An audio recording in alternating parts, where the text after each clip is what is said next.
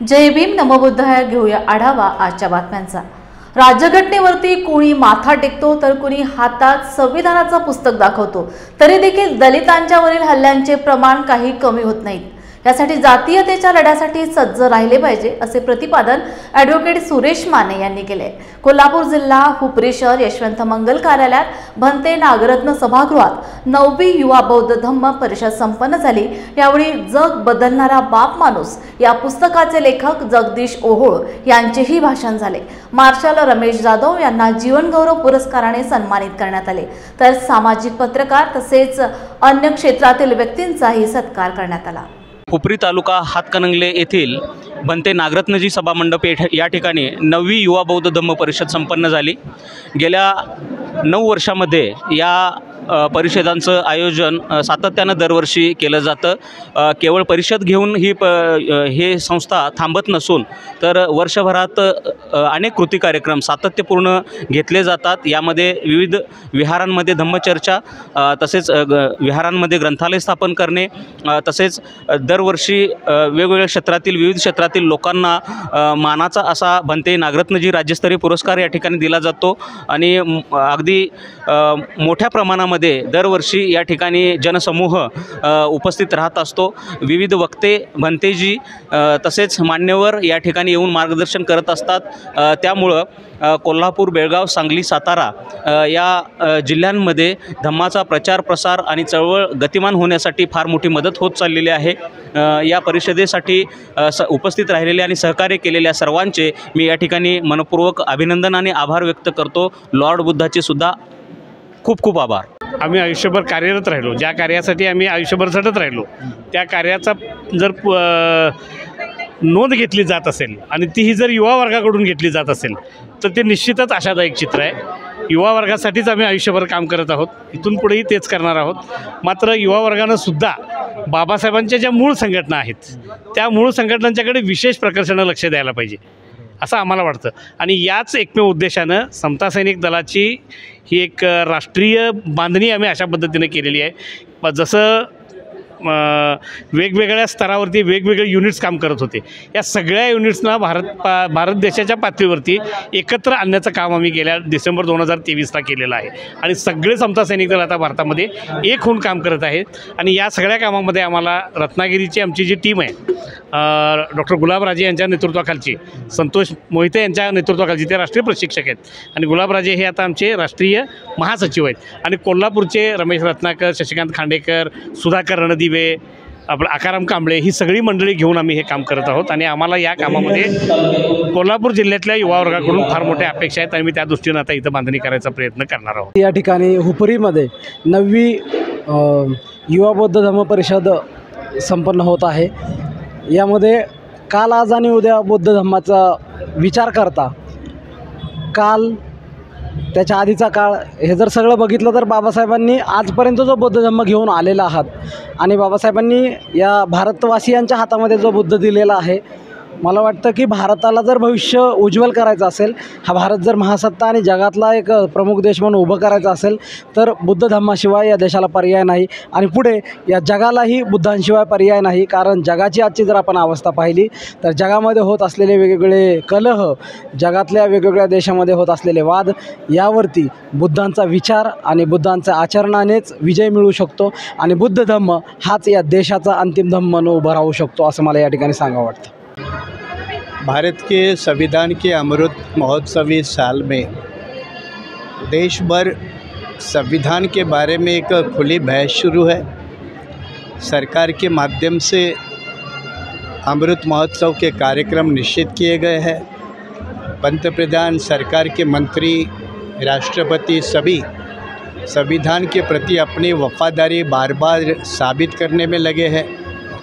ये एक तरफ संविधान का जो महिमा मंडन है वो संविधान के 75 साल में हुए इसलिए हो रहा है, लेकिन संविधानकर्ताओं ने और संविधान ने क्या सरकारों को बताया, क्या जिम्मेदारियां दी, लोगों के कल्याणकारी कार्यक्रम करने के लिए सरकारों ने कौन से कदम उठाना चाहिए, इसके बारे में जो संविधान ने दिशा निर्देशक है, चाहे मामला शिक्षा का हो, हेल्थ का हो, राजनीति का हो, किसानों का हो, इनको लेकर सरकारों की जो सक्रियता है जितनी चाहिए थी उतनी नहीं है और संविधान का महिमा मंडन है, तो ये एक तरह का विरोधाभास है और यह विरोधाभास को लोगों ने समझना चाहिए। और सरकार अगर संविधान का महिमा मंडन करती है तो संविधान में जो नीति है उसको लागू करने की नीयत सरकार में बैठे हुए लोगों में पैदा करनी चाहिए। इतना जनमतों का प्रभाव अगर जनता से पैदा होगा तो सरकार को भी मजबूरी से संविधान का कार्यक्रम लागू करना पड़ेगा। इस तरह का एक सामाजिक दबाव इस सरकार के ऊपर ज़रूरी है। पंतप्रधान, सरकार के मंत्री, राष्ट्रपति सभी संविधान के प्रति अपनी वफादारी बार बार साबित करने में लगे हैं। ये एक तरफ संविधान का जो महिमा मंडन है वो संविधान के 75 साल में हुए इसलिए हो रहा है, लेकिन संविधानकर्ताओं ने और संविधान ने क्या सरकारों को बताया, क्या जिम्मेदारियां दी, लोगों के कल्याणकारी कार्यक्रम करने के लिए सरकारों ने कौन से कदम उठाना चाहिए, इसके बारे में जो संविधान ने दिशा निर्देशक है, चाहे मामला शिक्षा का हो, हेल्थ का हो, राजनीति का हो, किसानों का हो, इनको लेकर सरकारों की जो सक्रियता है जितनी चाहिए थी उतनी नहीं है और संविधान का महिमा मंडन है, तो ये एक तरह का विरोधाभास है और यह विरोधाभास को लोगों ने समझना चाहिए। और सरकार अगर संविधान का महिमा मंडन करती है तो संविधान में जो नीति है उसको लागू करने की नीयत सरकार में बैठे हुए लोगों में पैदा करनी चाहिए। इतना जनमतों का प्रभाव अगर जनता से पैदा होगा तो सरकार को भी मजबूरी से संविधान का कार्यक्रम लागू करना पड़ेगा।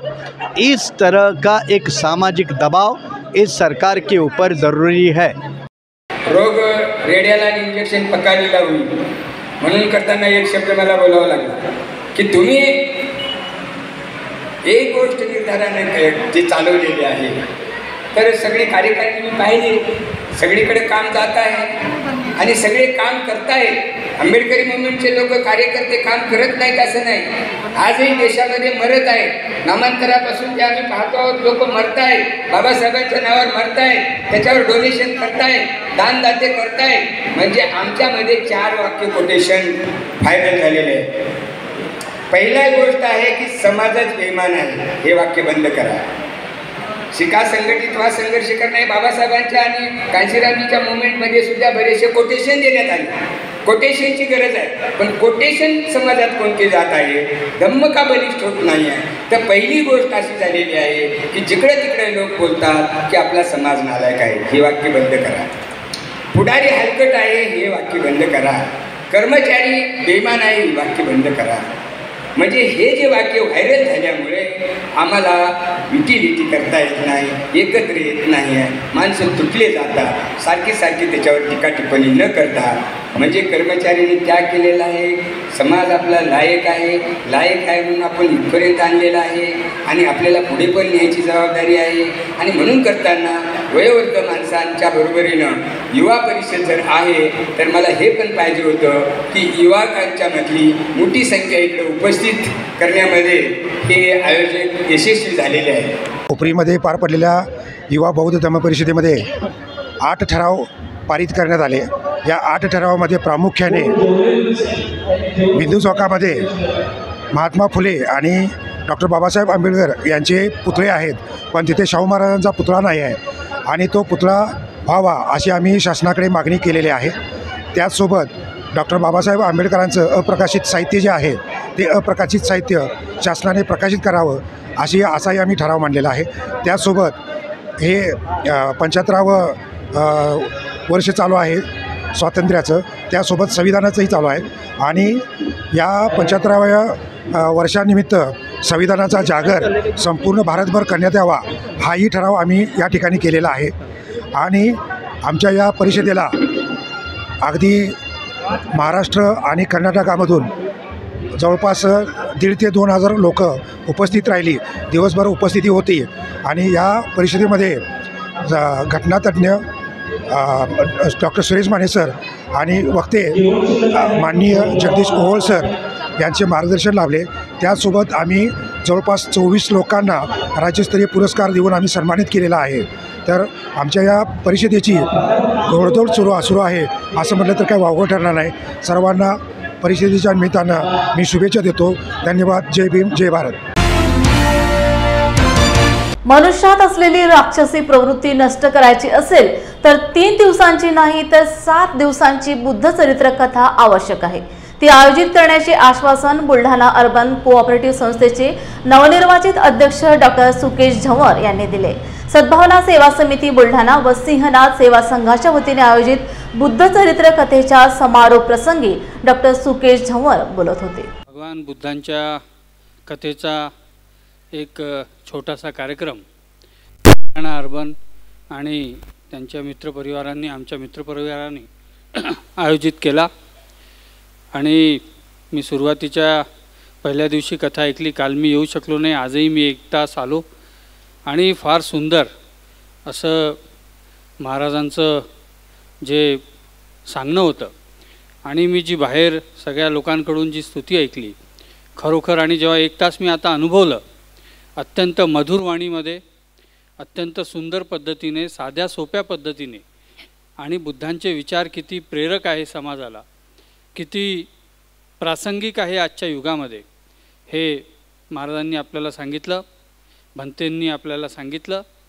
मी त्यांना शतकोटी नमन करतो की आमच्या बुलढाणासारख्या शहरामध्ये बुलढाणा अर्बनच्या आणि मित्रपरिवाराच्या सद्भावना सेवा समितीच्या वतीने त्यांनी हा कार्यक्रम आम्हाला देण्याचं आश्वासन दिलं आणि आज ते पूर्णही झालं। पण 3 दिवसाचा कालावधी कमी होता। भंतेजींनी सांगितल्याप्रमाणे अत्यंत सुरुवातच आज झालेली आहे, त्यामुळे याच्या पुढे हा मोठा कार्यक्रम निश्चितच आपण घेऊ आणि आपल्याला सांगितल्याप्रमाणे की मी परत तुम्हाला भेटायला येईल, तर निश्चितच आपण देखील ती व्यवस्था करू आणि जितक्या दिवसांचा 7 दिवसांचा वगैरे जो काही कालावधी राहील आपण निश्चितच अशा प्रकारचा सुंदर कार्यक्रम याच्या पुढेही आयोजित करू आणि भगवान बुद्धांचे जे प्रेरणादायी विचार आहे ते आपण निश्चितच समाजाच्या कानाकोपऱ्यापर्यंत पोहोचवू। या प्रसंगावर फक्त एकच छोटीशी गोष्ट सांगतो आणि माझं संबोधन संपवतो। सतयुगामध्ये देवलोक आणि दैत्यलोक हे वेगवेगळे होते। त्रेतायुगामध्ये त्याच्यामध्ये राम आणि रावण हे वेगवेगळ्या ठिकाणी राहत होते। अयोध्येत राम होते, रावण श्रीलंकेत होते। द्वापर युगामध्ये कौरव आणि पांडव हे एका घरामध्ये राहत होते। दैत्यवृत्ती आणि देववृत्ती एका घरामध्ये राहत होती आणि कलियुगामध्ये ती एकाच व्यक्तीमध्ये दैत्यवृत्ती आणि देववृत्ती राहते आणि त्यामुळे आपल्याला आपल्यामधलाच हा दैत्य मारायचा आहे आणि त्यासाठी फक्त भगवान बुद्धांचे विचार हेच प्रासंगिक आहे। आणि त्यामुळे एवढी सुंदर कथा, एवढी मधुर वाणी, या सगळ्या गोष्टी आम्हाला 3 दिवस अनुभवायला मिळाल्या। निश्चितच याच्या पुढे मोठा कार्यक्रम आपण घेऊ आणि भगवान बुद्धांच्या स्मृतीला नेहमी आपल्या सगळ्या लोकांपर्यंत त्यांच्या विचारांना, त्यांच्या ज्या काही छोट्या छोट्या कथेच्या माध्यमाने जे विचार आहेत, आणि भगवान बुद्धांचे विचार तर हा न संपणारा विषय आहे, आज शेकडो हजारो वर्षापासून आपल्याला प्रेरणा देत आहेत। निश्चितच हे विचार पुढच्या पिढीपर्यंत पोहोचवणं आपलं कर्तव्य आहे। आम्ही ते पूर्ण करण्याचा थोडासा प्रयत्न निश्चितच करू। मी पुन्हा एकदा भंतेजींचं मनापासून आभार मानतो, त्यांना पुन्हा एकदा त्रिवार वंदन करतो आणि सद्भावना सेवा समितीनी पण आम्हाला खूप साथ दिला आहे। बुलढाणा अर्बन परिवार सोबत आहेत आणि आपल्या सर्व श्रोत्यांनी येथे 3 दिवस उपस्थिती दर्शवली, त्याबद्दल आपले देखील आभार मानतो आणि ईश्वरचरणी प्रार्थना करतो अशीच चांगली कार्य करायची शक्ती आम्हा सर्वांना मिळो आणि अशी चांगली कार्य आमच्या सर्वांच्या हातून हो, ईश्वरचरणी प्रार्थना करतो आणि थांबतो। धन्यवाद। कल्याण येथील बुद्धभूमी फाउंडेशन व बुद्ध विहार संघटना समन्वय समितीच्या वतीने 7 फेब्रुवारीला रमाई जयंतीच्या निमित्ताने भव्य मिरवणूक व माता रमाई आंबेडकर यांच्या मूर्तीचा अनावरण सोहळा आयोजित करण्यात आल्याची माहिती आयोजकांनी लॉर्ड बुद्धा टीव्हीला दिली आहे। लोकसहभागातून वालधुनी कल्याण येथे महाराष्ट्रातील तिसरे असे तागमूर्ती माता रमाईचे भव्य स्मारक निर्माण होत असून जनतेने या अनावरण सोहळ्याला उपस्थित राहण्याचे आवाहन सुद्धा यावेळी आयोजकांतर्फे करण्यात आले आहे। प्रजासत्ताक भारताच्या सर्व सुजाण नागरिकांना क्रांतिकारी जय भीम। जय रमाई। कल्याणमध्ये माता रमाई स्मारक निर्माण होत आहे। ही संकल्पना बुद्धविहार समन्वय समितीच्या माध्यमातून गेल्या 1 वर्षापासून राबवली जात आहे। बुद्धभूमी फाउंडेशन ही आंतरराष्ट्रीय ख्यातीप्राप्त अशी भूमी ठाणे जिल्ह्यामध्ये नव्हे तर महाराष्ट्रामध्ये नव्हे तर भारतामध्ये ही नामांकित आहे। या बुद्धभूमी फाउंडेशनमध्ये बाबासाहेबांनी दिलेल्या 22 प्रतिज्ञा असे 22 प्रतिज्ञा या 22 प्रतिज्ञा असे 22 प्रोजेक्टपैकी हा एक माता रमाई स्मारकाचा अतिशय महत्त्वाकांक्षी प्रोजेक्ट अथक उपासकांच्या श्रमातून दानातून दान पारमित्यतून उभा राहतो आहे। कल्याण, उल्हासनगर, विठ्ठलवाडी, शहाड, अंबरनाथ या परिसरातील सर्व श्रद्धावान उपासक उपासिका यांनी भरभरून दिलेल्या दानातून हा भव्य दिव्य असा स्मारक या ठिकाणी आम्ही येत्या 7 फेब्रुवारी 2025ला लोकार्पण करणार आहोत।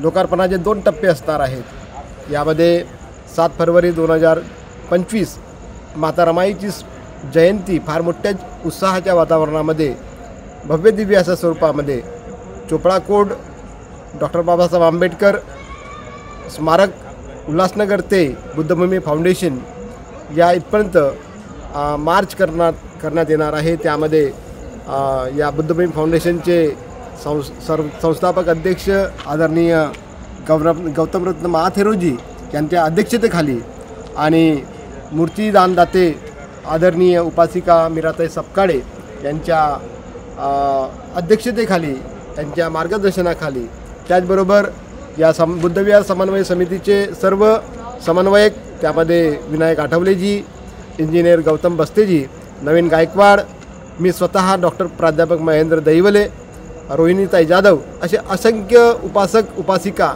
या मोहिमेमध्ये सहभागी झालेले आहेत।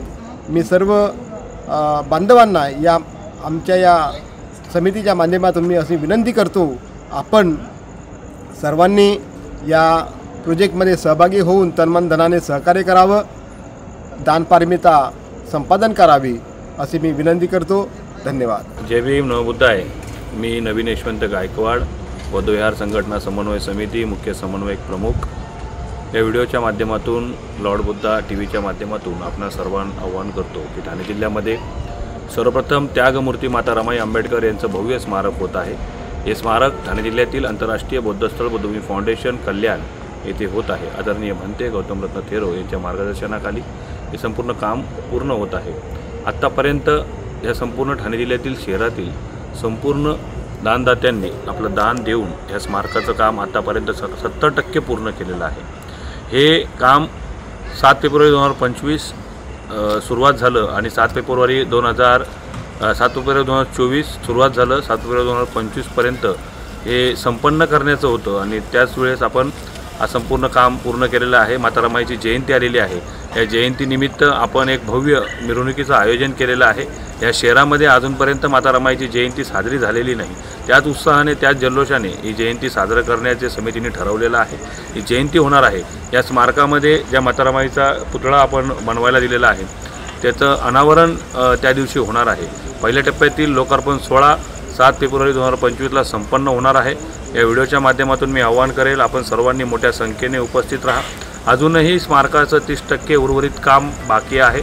मी आपणास या व्हिडिओच्या माध्यमातून आवाहन करेल की आपण आपल्या इच्छाशक्तीनुसार स्मारक निर्माण कार्याला सहकार्य करा, आर्थिक सहकार्य करा, वस्तू स्वरूपात दान करा। तुमच्या सहकार्याची अत्यंत गरज आहे। जय भीम, नवबुद्धाय, जय रमाई। क्रांतिकारी जय भीम, जय रमाई। मी इंजिनियर गौतम बस्ते, प्रमुख मुख्य समन्वयक बौद्धविहार संघटना समन्वय समिती ठाणे जिल्हा।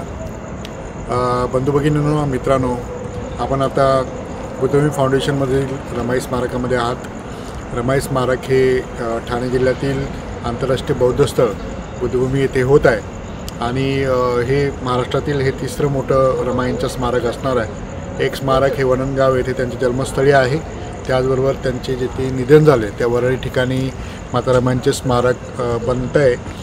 तिथे आता फक्त त्यांचा स्टॅच्यू आहे. तर आणि हे तिसरं हे महाराष्ट्रातलं आपण ठाणे जिल्ह्यामध्ये हे स्मारक बनवतो आहे. हे स्मारक बनवण्याची संकल्पना बौद्ध विहार संघटना समन्वय समिती ठाणे जिल्हा, त्याचे सगळे मुख्य समन्वयक तसेच समन्वयक आणि दानदाते यांच्या अथक परिश्रमातून आपण हे स्मारक बनवतो आहे. आणि आपण पाहू शकता हे स्मारक हे भविष्यामधील येणाऱ्या पिढ्यांसाठी एक मार्गदर्शक ठरणार आहे. एक रमाई संस्कृती निर्माण करण्यापाठीमागे या स्मारकाचं हातभार लागणार आहे. आणि त्याचबरोबर हे स्मारक आपण सगळे दानदाते, ह्या ठाणे जिल्ह्यातील अनेक दानदाते यांच्या मदतीतून आपण हे स्मारक बनवतो आहे. तर या व्हिडिओच्या माध्यमातून मी आपणास विनंती देखील करतो की आपण मोठ्या प्रमाणामध्ये आपण या स्मारकाला दान करावं, कारण आता ह्या स्मारकाचं जवळपास 60-70% काम झालेलं आहे. त्याचबरोबर अजून 30% काम बाकी आहे. तर या व्हिडिओच्या माध्यमातून मी आपल्याला आर्थिक दानासाठी आवाहन देखील करतो आहे. आणि आपण 7 तारखेला माता रमाईंची जयंती आहे, त्या जयंतीच्या दिवशी आपण या स्मारकामध्ये या भव्य रॅलीमध्ये आपण सहभागी व्हावं हे देखील मी आपण या व्हिडिओच्या माध्यमातून. जय भीम, जय भारत. संपूर्ण भारतवासी, भारतातील नागरिक यांना उनको त्यागमूर्ति माता रमाई जयंती के आगाव शुभेच्छा. यहाँ ठाणे जिले में जो कल्याण नगरी है, कल्याण में अंतर्राष्ट्रीय धम्म केंद्र बुद्धभूमि फाउंडेशन में कल्याण और उल्लासनगर, ये 2 शहर के ओर से संयुक्त रूप से विशाल भव्य जयंती का आयोजन किए गए हैं. 7 फरवरी 2025 के दिन हज़ारों की संख्या में उपासक उपासिकाएं उपस्थित होकर 4 बजे उल्लासनगर चोपड़ा परिसर में जो डॉक्टर बाबा साहेब आम्बेडकर स्मारक है, वहाँ से भव्य रैली की शुरुआत होंगे. माता रमाई के पंचधातु से बने हुए भव्य प्रतिमा के शोभा यात्रा रथ में रहेंगे और वो बुद्धभूमि फाउंडेशन वाल्दुनी अशोक नगर तक यह रैली संपादित होंगे. इस भव्य जयंती कार्यक्रम में ठाणे जिला, मुंबई, नई मुंबई, ये जो आजू बाजू के प्रमुख शहर है, यहाँ के सारे नागरिकों को आह्वान किए जाते हैं, आप लोग इस भव्य जयंती समारोह में हज़ारों नहीं लाखों की तादाद में उपस्थित रहे और त्यागमूर्ति माता रमाई जयंती के अवसर पर जल्लोष के साथ में उस दिन को हम लोग मनाएं. और यह बुद्धभूमि फाउंडेशन के विषय में जो जिक्र किया, यह 32 एकड़ ज़मीन में फैले हुए हैं.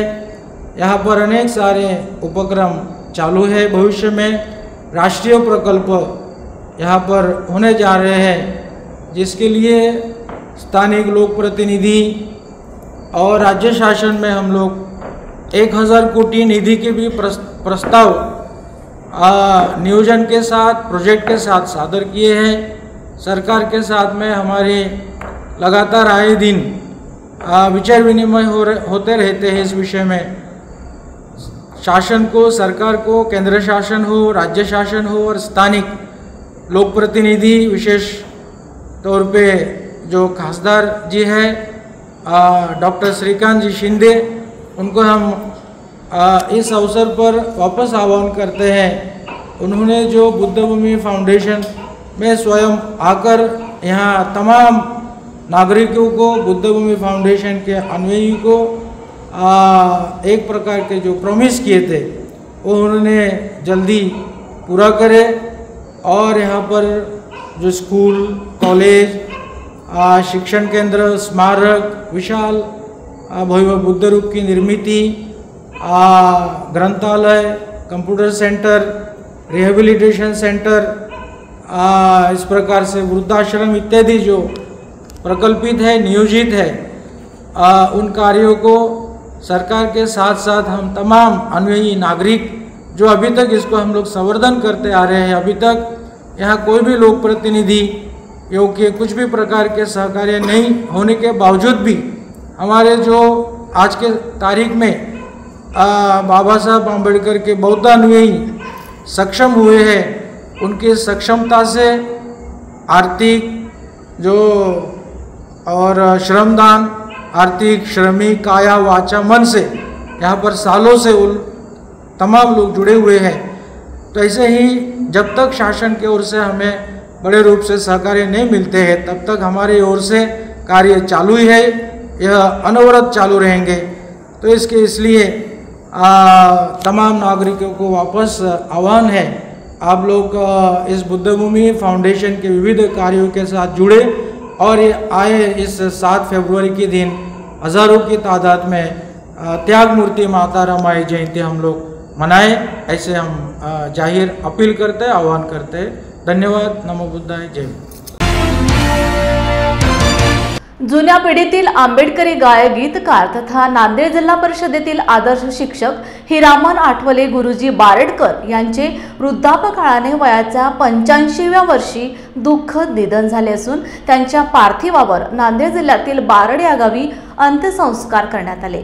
हिरामन आठवले यांनी आपला शिक्षकी पेशा सांभाळत अनेक विद्यार्थ्यांचे जीवनमान घडवले आहे। मराठवाडा विद्यापीठाला डॉक्टर बाबासाहेब आंबेडकरांचे नाव मिळाले पाहिजे याकरिता त्यांनी आपल्या लेखणी व गीत गायनाद्वारे खेडोपाडी, वाडी तांड्यावर भगवान बुद्ध व डॉक्टर बाबासाहेब आंबेडकर यांचे विचार पेरण्याचे कार्य केले असून डॉक्टर बाबासाहेब आंबेडकर यांच्या विचारांना समर्पित असणारा सुरुंग नावाचा गीतसंग्रहही प्रकाशित केला होता। आंबेडकरी चळवळीत हिरामन आठवले यांचे योगदान महत्त्वपूर्ण राहिलेले आहे। मी सुभाष लोणे, पत्रकार तथा काँग्रेसचा नांदेड जिल्हा प्रवक्ता, आज बारड येथील रहिवासी ज्येष्ठ नागरिक, सेवानिवृत्त शिक्षक, एक जिल्हा परिषदेमध्ये सेवा करून ते प्रदीर्घ सेवेनंतर निवृत्त झाले। त्यानंतर त्यांचं आंबेडकरी चळवळीमध्ये गीत, साहित्य, भजन आणि विशेषतः गीत संगीत यामध्ये जास्त रुची होती। जिल्हा परिषदचे एक शिस्तप्रिय, कडक शिस्तीचे आणि विद्यार्थीप्रिय असे गुरुजी हिरामनराव आठवले बारडकर यांचं आज या ठिकाणी बारड या ठिकाणी राहत्या घरी त्यांचं निधन झालेलं आहे। त्यांना मी प्रथमतः भावपूर्ण श्रद्धांजली अर्पण करतो। गुरुजीच्या बाबतीत सांगायचं झालं म्हणजे गुरुजी हे स्वतः एक चांगले संगीतकार, एक चांगले कवी आणि एक उत्तम दर्जाचे एक गायक होते। त्यांनी आंबेडकर चळवळीतील गीत आणि संगीताच्या माध्यमातून समाज प्रबोधन करण्याचं काम केलेलं आहे। त्यांच्या एक भीमगर्जना नावाची भजन पार्टी आज जवळपास 30-35 वर्षापूर्वी सुरू केली। नामांतराच्या लढ्यातही त्यांनी सक्रिय समाज चळवळीचं काम केलेलं आहे। असा एक बहुआयामी व्यक्तिमत्व समाजाने गमावले आहे। त्यांची ही पोकळी भरून न निघणारी आहे, पण नियत आणि वयोमानानुसार प्रत्येकाला जावं लागतंय। आणि गुरुजींनी त्यांच्या एक गीत संग्रह, सुरुंग नावाचा गीत संग्रह लिहिलाय। त्यामध्ये अनेक प्रकारच्या एक चळवळीसाठी प्रेरणादायी आणि चळवळीतल्या त्या ठिकाणी वस्तुनिष्ठ आपल्या कवितेतून रेखाटलेले आहेत। त्यांना मी आणि समाज सदैव स्मरणात राहतील। सरांना मी या ठिकाणी भावपूर्ण आदरांजली अर्पण करतो। त्यांच्या कुटुंबियांना या दुःखातून सावरण्याची शक्ती ही तथागतांच्या धम्म आणि विचारातून त्यांना प्रेरित करत राहो। या ठिकाणी थांबतो। गुरुजींना मी पुन्हा भावपूर्ण श्रद्धांजली अर्पण करतो। मी प्रभाकर नामदेवराव आठवले, बारड ग्रामपंचायतचे सरपंच, तालुका मुदखेड, जिल्हा नांदेड। मी लहानपणापासून आमच्या हिरामनराव गुरुजी यांच्यासोबत संगीत शिकण्याचा माझा छंद होता आणि ते पहिले आमचे सुमेध गायन पार्टी यांचे पेटी मास्तर होते। त्यांच्यानंतर बाबूराव तुकाराम आठवले हे सुद्धा आमचे पेटी मास्तर होते। किशनराव शेवाळे हे सुद्धा तबलावादक होते आणि नंतर मी सुद्धा तबलावादक होतो। तबलावादक झाल्याच्या नंतर आमच्या जीवनामध्ये खूप काही डॉक्टर बाबासाहेब आंबेडकरांच्या चळवळीमधून अनुभव आले। नामांतर पिरियड झालं 78 पासून, शेवटी नामांतर झालं त्यापर्यंत आम्ही खूप असे कार्यक्रम केले। आणि त्या कार्यक्रमाच्या माध्यमातून आमचे हिरामणराव गुरुजी बरेच समजा चळवळीतले आंबेडकरवादी एक व्यक्तिमत्व होतं. त्यांच्या माध्यमातून मी त्यांना माझ्यातर्फे भावपूर्ण श्रद्धांजली वाहतोय. मी आंबेडकरी चळवळीमध्ये खेडोपाड्यामध्ये जाऊन वाडी तांड्यावर गलीतमध्ये जाऊन बाबासाहेबांचे विचार पेरण्याचं काम करतो आणि मी हा जो वारसा घेतलेला आहे, मी आमच्या वडिलांकडून आमच्या आईचे मामा हिरामणरावजी शेकोजी आठवले बारडकर यांनीसुद्धा आपल्या हयातीमध्ये आंबेडकरी चळवळ, वामनदादा कर्डक, राजानंदजी गडपायले आणि आंबेडकरी चळवळी त्या तत्कालीन जे कवी गायक असतील त्या सर्वांकडून बाबांनी, हिरामणरावजी आठवले बाबांनी आंबेडकरी चळवळ गीत गायनाच्या माध्यमातून चालवलेली आहे. आणि खास करून त्यांचा उल्लेख आज त्यांचं वृद्धापकाळाने निधन झालेलं आहे. आंबेडकरी चळवळीमध्ये त्यांचं योगदान अजिबात विसरण्याजोगं नाही. का तर डॉक्टर बाबासाहेब आंबेडकर मराठवाडा विद्यापीठाला औरंगाबाद शहरातल्या बाबासाहेब आंबेडकरांचं नाव द्यावं ह्यासाठी त्यांनी खूप मोठा असा लढा उभारला. ज्यावेळेस बाबासाहेब आंबेडकरांच्या नावाचा जयघोष झाला, नाव जाहीर झालं, त्यावेळेस संपूर्ण महाराष्ट्र आनंदात होता, आंबेडकरी जनता. आणि तदनंतर काही दिवसामध्येच इथल्या मनुवादी व्यवस्थेनं त्या नावाला विरोध केला आणि गावोगाव गल्ली वाडी तांड्यावरती दंगे पेटवले गेले आणि त्यामध्ये प्रत्येक माणूस होरपळून भाजून निघाला. आणि त्या परिस्थितीमध्ये सुद्धा ह्या आमच्या हिरामणरावजी आठवले बाबांनी आंबेडकरी विचार, बुद्ध विचार पेरण्याचं काम आपली शिक्षकी पेशा चालवून सुद्धा तो पूर्ण केलेला आहे. आणि खास त्यांचं वैशिष्ट्य म्हणजे स्वतः त्यांनी गीतं लिहायचे आणि स्वतः गायचे. मग त्यामध्ये अंधश्रद्धा असो, बुवाबाजी असो, बुद्धाचे ज्ञानी विचार असोत आणि बाबासाहेबांची क्रांतिकारी विचार असोत, अशा प्रकारे त्यांनी खूप मोठं या आंबेडकरी समाजामध्ये योगदान दिलेलं आहे. नांदेड जिल्हाच नव्हे तर नांदेड जिल्ह्यातील परिसरातील सर्व गावे, परिसर, नांदेड, हिंगोली, परभणी जिल्ह्यामध्ये सुद्धा आजही हिरामणरावजी आठवले यांचं नाव काढल्याबरोबर कोणी तुम्हाला अलीकडेच या म्हणणार, पलीकडे जा म्हणणार नाही.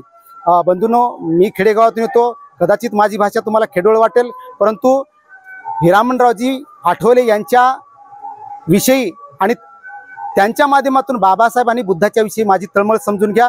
असे लोक या समाजामध्ये निर्माण झाले पाहिजेत.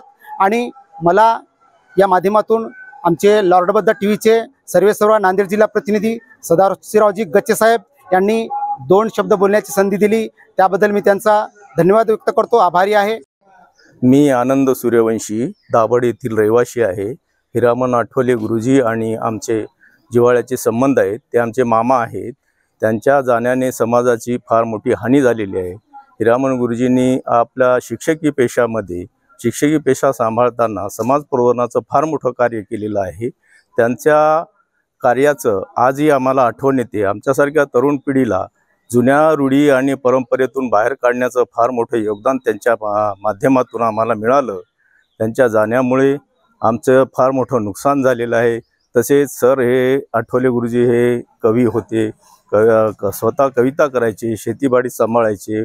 परिवार सांभाळता त्यांना या समाज प्रबोधनाचं वेळ होतं आणि त्यांनी भीमगर्जना नावाची बारड येथे एक भजन पार्टी स्थापित केली आणि त्या माध्यमातून गावोगावी तरुण पिढीला त्यांनी जागृत केलं आणि त्यांच्या जाण्याने फार मोठी हानी झालेली आहे समाजाची. आज बारड या ठिकाणी अतिशय ज्येष्ठ असणारे उपासक, त्याचबरोबर आंबेडकर चळवळीमध्ये गीताच्या माध्यमातून अतिशय प्रखरपणे प्रबोधन करणारे कालकथित हिरामणजी आठवले यांचं आज निधन झालेलं आहे.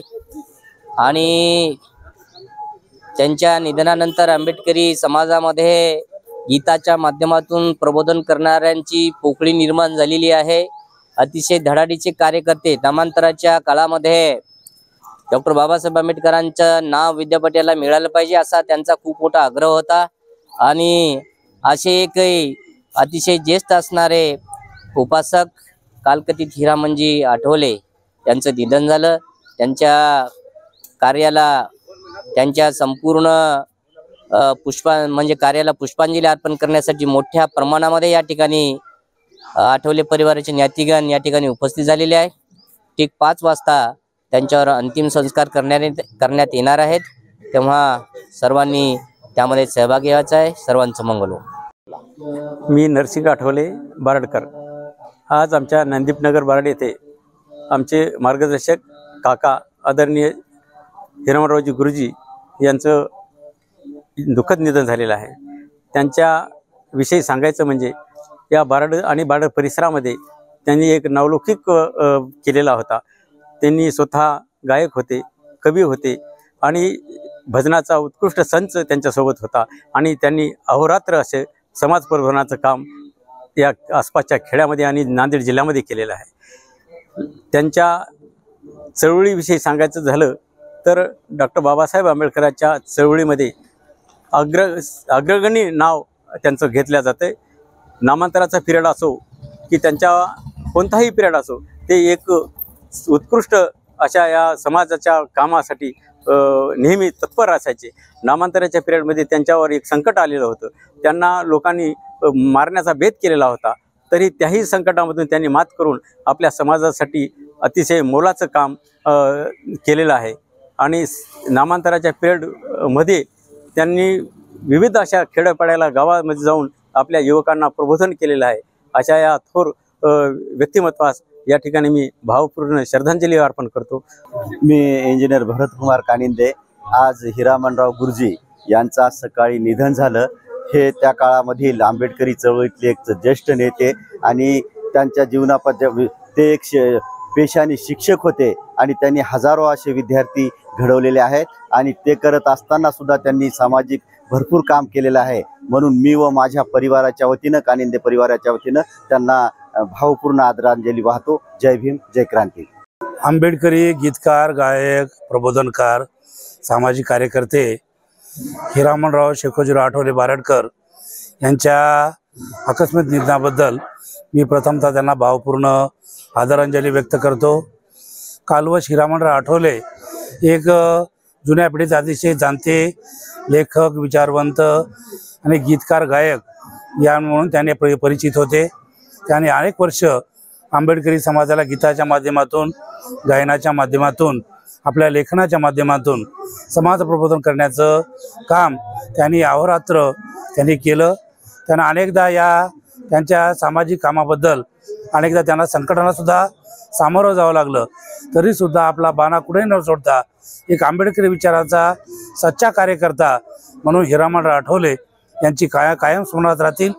त्यांच्या पावन स्मृतीला मी माझ्या वतीनं, तुमच्या संघटनेच्या वतीनं, नांदेड जिल्हा शिक्षक पतसंस्था आणि डॉक्टर बाबासाहेब आंबेडकर नागरी पतसंस्था याच्या वतीनं भावपूर्ण आदरांजली व्यक्त करतो।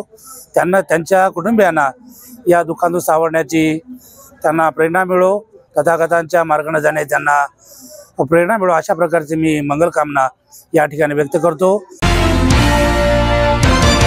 छत्रपती शिवाजी महाराज यांच्याबद्दल अपशब्द वापरल्याप्रकरणी अभिनेता राहुल सोलापूरकर यांच्यावर गुन्हा नोंद करून त्यांना अटक करावी अशी मागणी कोल्हापूर शिवसेना उभाटाचे उपनेते व जिल्हाध्यक्ष संजय पवार यांनी केले।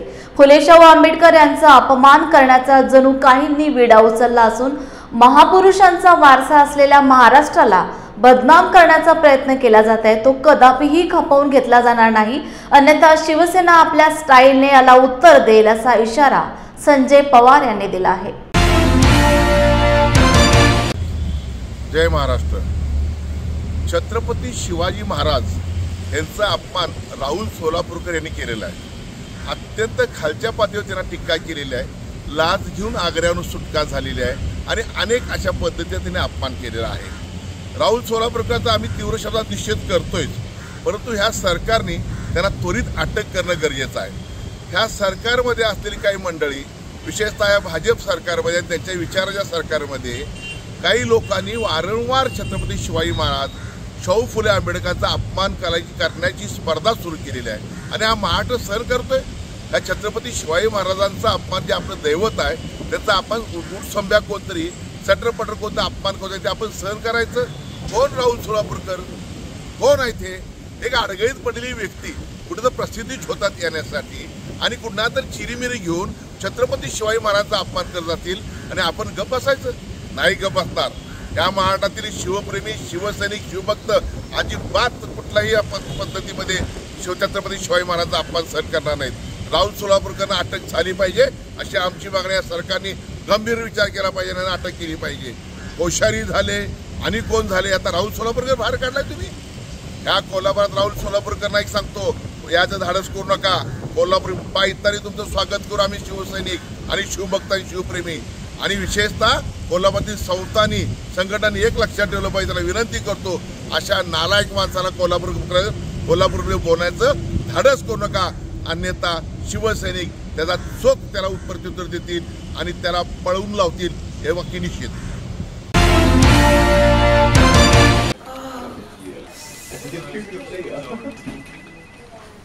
बॉस ने मीटिंग बुलाई. क्या यार, आदमी की तकलीफ को तो समझो. बाहर बाहर उठो बैठो.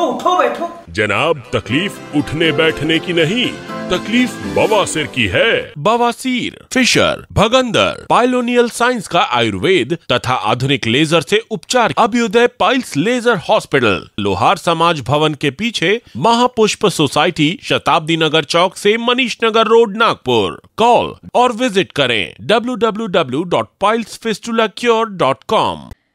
मंडळी, तुम्हाला फॅमिली सोबत चांगली वन डे पिकनिक करायची आहे का?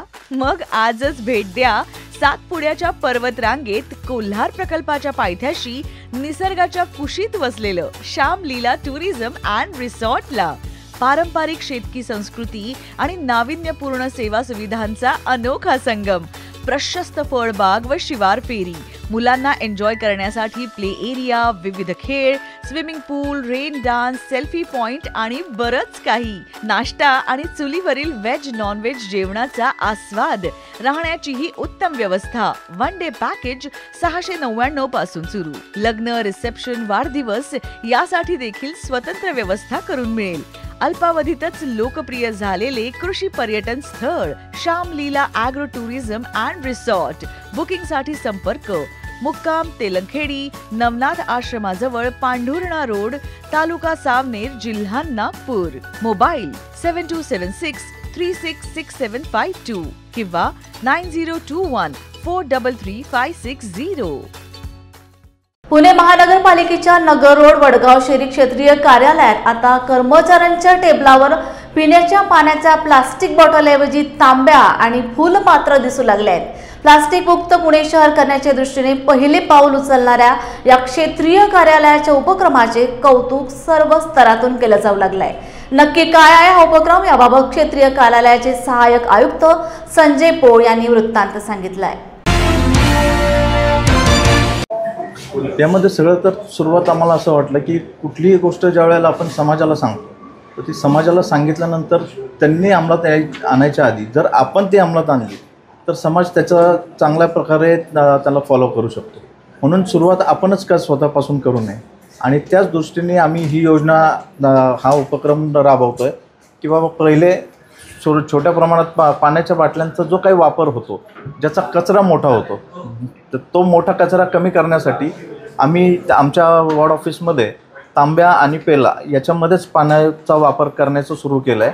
ज्याच्यामुळे आता जे काही पाण्याच्या बाटल्या वापरल्या जातात तर त्याचा कचरा हा अत्यंत आता कमी प्रमाणात होईल.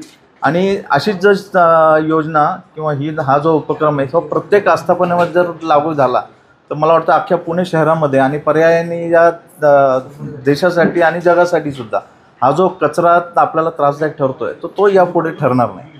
सगळ्यांनी जर याच्यासाठी मदत केली आणि हळूहळू तो अंमलात आणण्याचा प्रयत्न केला तर मला वाटतं हा चांगल्या प्रकारचा एक उपक्रम होईल. कचरा कमी करण्यासाठी आपण फार मोठं मोलाचं सहकार्य यामध्ये करणार आहोत. क्या हुआ बहू? माँ, पाइल्स की बहुत तकलीफ हो रही है. तो तुम गुदरोग सर्जन के पास क्यों नहीं गई? देखो, जैसे हार्ट के लिए हार्ट स्पेशलिस्ट, ब्रेन के लिए ब्रेन स्पेशलिस्ट, तो पाइल्स के लिए पाइल्स स्पेशलिस्ट क्यों नहीं? स्त्री हो या पुरुष, टॉयलेट में तकलीफ केवल पाइल्स ही नहीं और भी कई प्रकार के गुदरोग तथा कैंसर भी हो सकता है. इसीलिए इसकी प्रत्यक्ष जांच जरूरी है. ठीक है माँ, पर जांच के लिए हम जाएंगे कहाँ? वही काले आयुर्वेदिक पाइल्स हॉस्पिटल में। लेकिन माँ, प्रेगनेंसी में पाइल्स की दवाइयाँ? प्रेगनेंसी में आयुर्वेदिक दवाइयाँ सुरक्षित होती है। जनहित में जारी काले आयुर्वेदिक पाइल्स हॉस्पिटल, औषधि चिकित्सा तथा सर्जरी ट्रीटमेंट उपलब्ध। हमारा पता उमरेड रोड, दिघौरी बस स्टॉप के पास, नागपुर। अधिक जानकारी के लिए वेबसाइट पर जाएं kalepailshospital.com।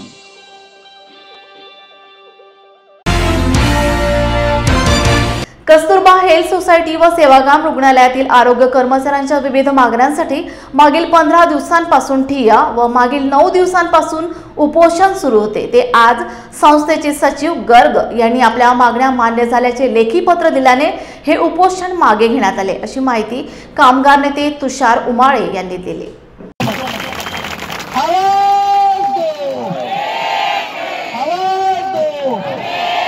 राष्ट्रपिता महात्मा गांधी की, डॉक्टर सुशीलाबेन नायर की, भारत माता की, छत्रपति शिवाजी महाराज की, विश्वरत्न डॉक्टर बाबासाहेब आंबेडकर की, क्रांतिसूर्य महात्मा ज्योतिराव फुले की, भारत माता की, आवाज दो, आवाज दो।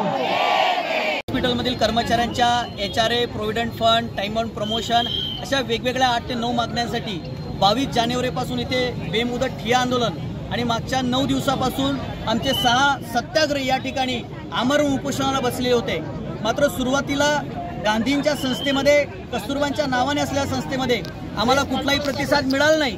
मात्र अत्यंत जगरबाजपणे ही आमची मंडळी या ठिकाणी लढली आणि हॉस्पिटलमधील सगळे कर्मचारी, संस्थेतील सगळे कर्मचारी काल बाहेर पडल्यामुळे इथल्या प्रशासनाला जाग आली। त्यामध्ये जिल्हा प्रशासनाने सुद्धा मध्यस्थी केली आणि आमच्या 9 पैकी 8 मागण्या जवळपास या ठिकाणी मंजूर झालेल्या आहेत। त्यातल्या 4 मागण्या त्यांनी तात्काळ मान्य केल्या आणि 3 ज्या मागण्या आहेत त्या मागण्यांवरती ज्या फायनान्सशी रिलेटेड आहे, येत्या मार्चमध्ये गव्हर्नर काउन्सिलमध्ये त्या बैठकीमध्ये HRA असेल, प्रोव्हिडंट फंड असेल आणि त्याचबरोबर प्रमोशन असेल, याबद्दल ते सकारात्मकपणे ती बाजू मांडतील आणि त्या मंजूर करून घेतील असं लेखी आश्वासन संस्थेने जिल्हा प्रशासनाला आणि आम्हाला सुद्धा दिलेलं आहे। आणि म्हणून आज 15व्या दिवशी आम्ही या ठिकाणी या आमरण उपोषणाची या ठिकाणी सांगता केलेली आहे। जय भीम इंडियाच्या बातमीपत्रात वेळ झाली इथेच थांबण्याची। पुन्हा भेटूया ताजा घडामोडी घेऊन। जय भीम। आप देख रहे हैं लॉर्ड बुद्धा टीवी।